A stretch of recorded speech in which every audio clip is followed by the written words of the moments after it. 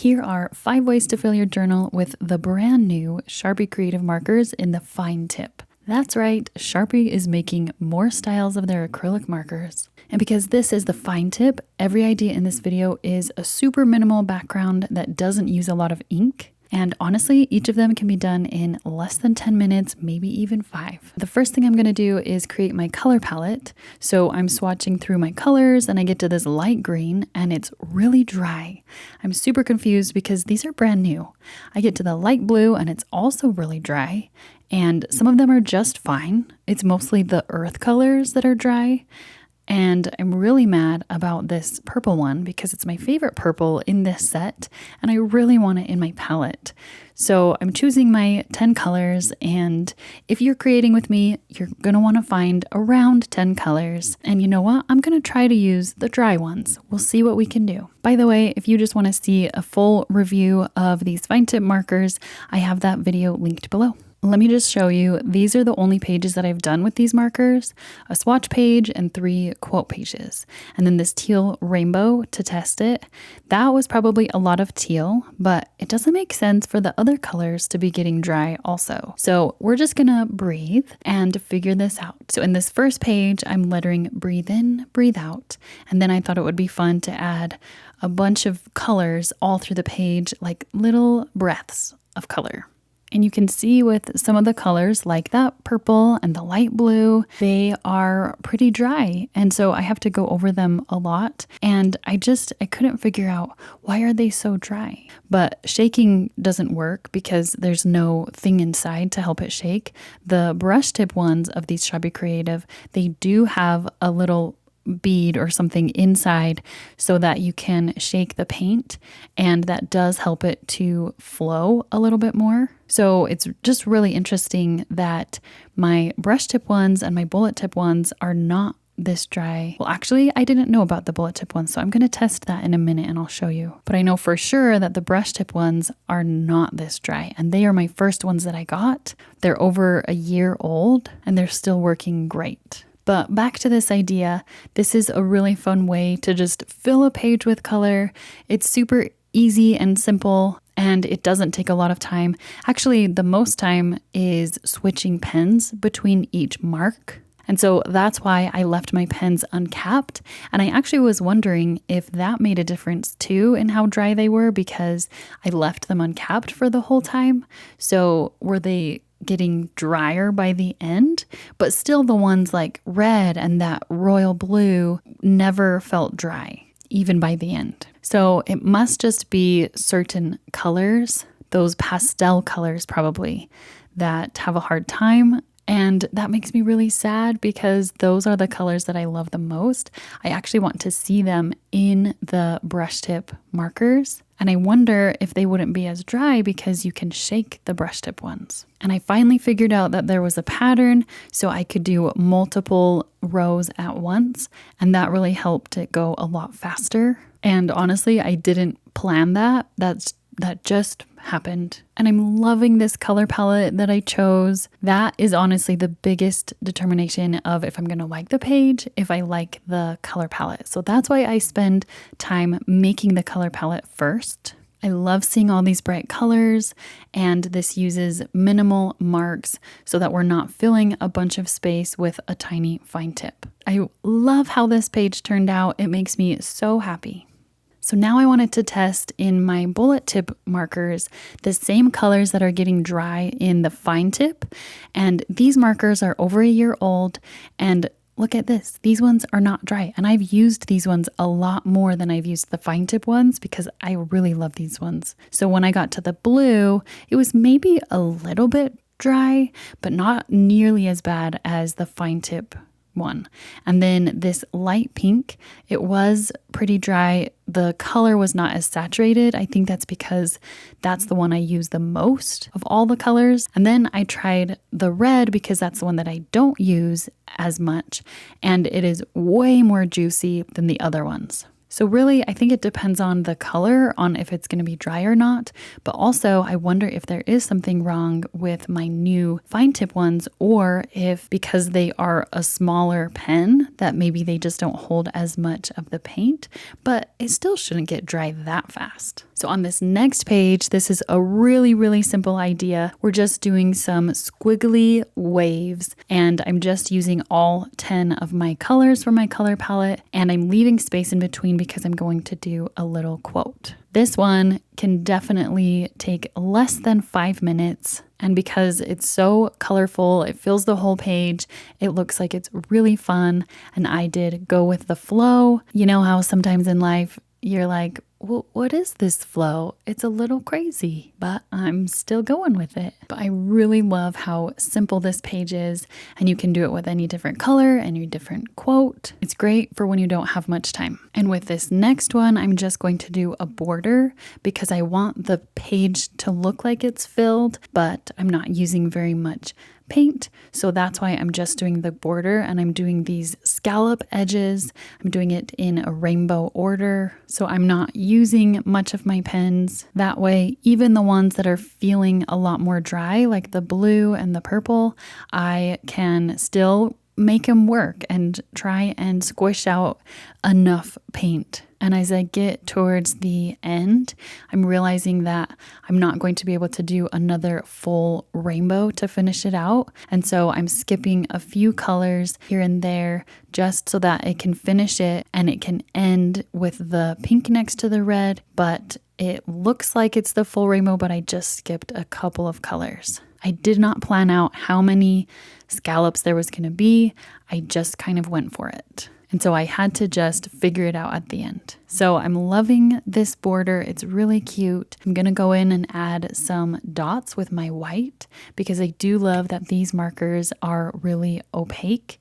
And so the white goes really well on top of them. And I was thinking the white would kind of look like an edge of a little doily, although, you know, doilies are usually white and this is very colorful. But that was my idea, just having some little dots to embellish these scallops just a little bit. And look at that border. It is so cute. And that did not take me a long time at all. And now it's ready for whatever quote I want to do in the center. And for this one, I'm just going to do brave-ish. Because you know that feeling when you're like, wow, I have to be really brave to be able to do this thing in my life. But you're like not brave. So instead, you're brave-ish. Because you have to just do it, whether you're brave or not. So it's just a little way in my journal to acknowledge what I'm feeling at the time. And then once I finish the lettering, I'm going to go in with dots just to have some consistency with the border to the words. And I think it is so cute. It's so simple, and that would not take you long at all to do that idea. With this next one, I had this idea of like a plaid blanket, but not real plaid, just like a bunch of stripes woven on top of each other. And I'm using my 10 rainbow colors. And so as I'm going through, I'm starting to switch off a little bit because I don't want all of the horizontal lines to be underneath the vertical lines. So I'm crisscrossing so that some are on top, some are below, because these markers are opaque, so it will go over pretty well. And the blue line is dry, and that was kind of hard to lay it down. Tried to do multiple layers of that one. And then the dark blue is actually really, really strong and saturated. So I'm just going to see what it looks like at the end because I don't actually know how this is going to look. And then right there, I missed my purple and I went in with the pink because that's the order that they were laying in on my table. And I didn't even realize that I did it.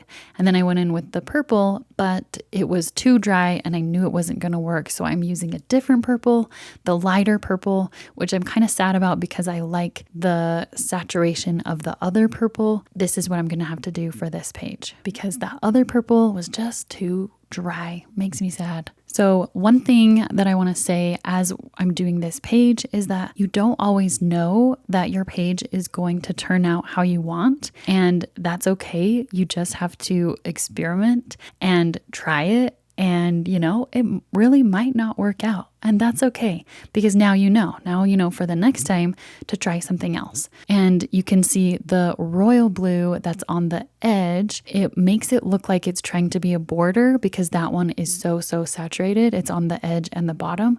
And I didn't like how that looked. And so I decided to add a border with the black. So see what I mean right there? It's like I had to pivot a little bit to figure out how to make it work, how to make it look like something that I wanted. I didn't know what this was going to be when I started. I just had to try something out and figure it out as I go. But I do think that the black border really helped. And it's like this cozy little blanket. So that's why I wanted to do the word cozy on top. So I turned the page in my journal and I'm just doing a few different styles of cozy because I want to find one that feels like that page that's like bright and playful, but also cozy and warm. So I like practicing with different lettering styles and seeing what I can come up with. And I like using something different for each page that I have. So if you need some extra help with the hand lettering part of all of this, I have a video that I posted how to hand letter with Sharpie creative markers, and I will link to that at the end of this video. But I decided to go with this bottom one right here. I really like that look and I think it fits well with my rainbow sort of plaid stripes. So I'm using the black and it is really opaque on top.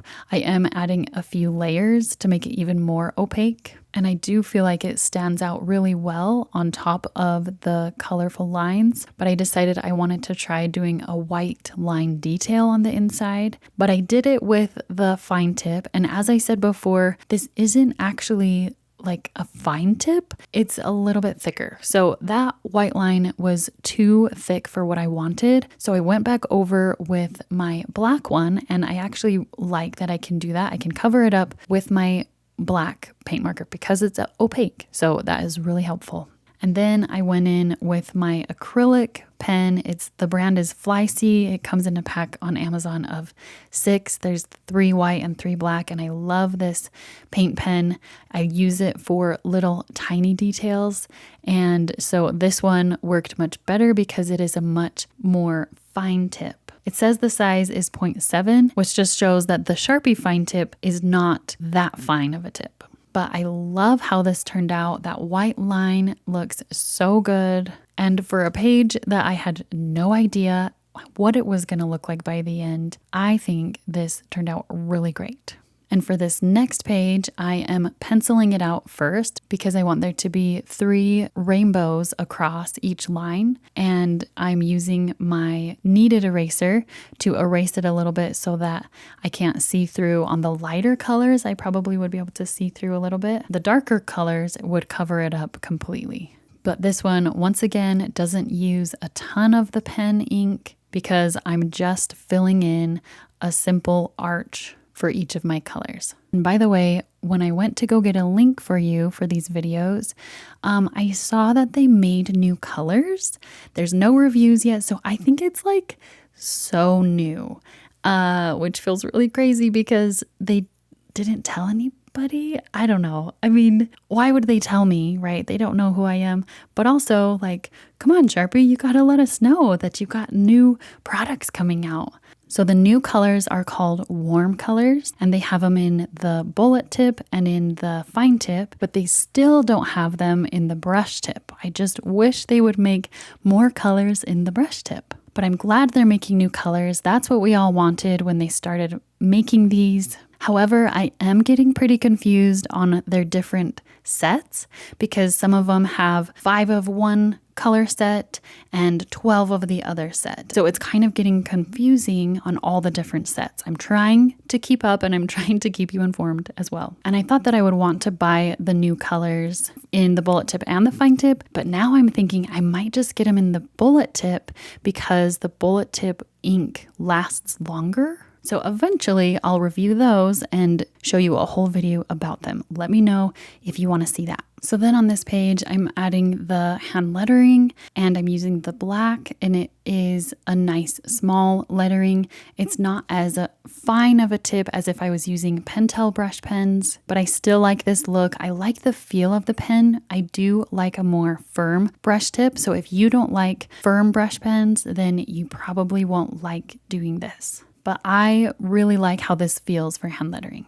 So then I'm just going to go into my color arches and add these little rainbow and sunshine rays, because the quote is kindness feels like sunshine, because you know the days where you're just having a really bad day and then somebody is kind to you and it makes a huge difference. So here's what all of these pages look like. I hope this gave you some ideas for today. In my next video, I show you how to do hand lettering with Sharpie Creative Markers, and I talk about the difference between each marker and the colors. So definitely check out this video next. I'll see you there.